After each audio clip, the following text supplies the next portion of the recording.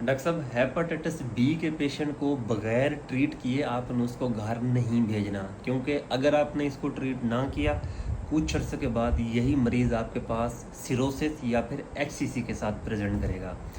बहुत ही सिंपल सा ट्रीटमेंट है, आपने स्टेप वाइज अप्रोच फॉलो करनी है। करना क्या है, सबसे पहले कंफर्म करना है कि हेपेटाइटिस बी एक्यूट है या क्रोनिक है। अगर उसका एंटी एच बी सी आई जी एम पॉजिटिव है तो एक्यूट है, सिर्फ सपोर्टिव ट्रीटमेंट देनी है।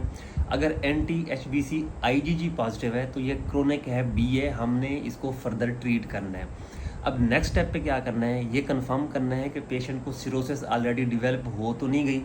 अगर पेशेंट सिरोटिक है आपने ट्रीट करना है, चाहे वो कंपनसेटेड है या डीकम्पनसेटेड है।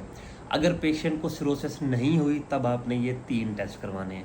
Number 1 H B E A G, number 2 H B V D N A या पी सी आर, और number 3 A L T levels.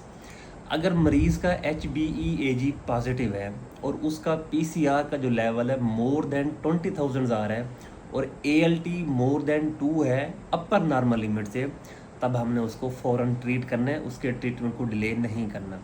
अगर इसी मरीज़ का पीसीआर मोर देन 20,000 है और ALT 1 to 2 upper normal limit आ रहा है, तब हमने क्या करना है, 2 चीज़ें देखनी है। नंबर 1 पेशेंट की एज, अगर एज मोर देन 40 है तब भी ट्रीट करना है, या फैमिली हिस्ट्री है HCC की तब भी ट्रीट करना है, या आपने उसका फाइब्रोस्कैन कराया उस पर फाइब्रोसिस है मोर देन 2 ग्रेड की, तब भी हमने उसको ट्रीट करना है।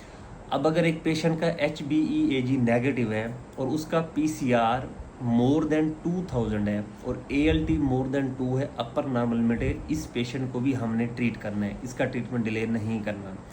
अगर इसी पेशेंट में P C R more than 2000 है और ए एल टी 1 to 2 आ रहा है अपर नॉर्मल लिमिट के, तब हमने वही सेम अप्रोच फॉलो करनी है। उसकी रिस्क फैक्टर्स देखने हैं, एज है, एचसीसी देखना है और उसका हमने फाइब्रोस्कैन कराना है। अगर उस पर हमें कुछ इंडिकेशन मिल रही है तब हमने इसको ट्रीट करना है।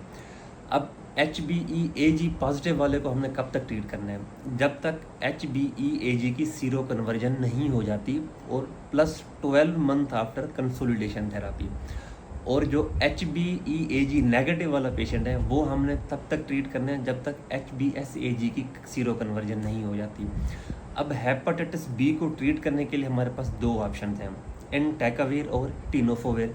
ये क्यों देते हैं, क्योंकि एक तो इनकी रेजिस्टेंस कम है, नंबर 2 इनकी पोटेंसी भी ज़्यादा है।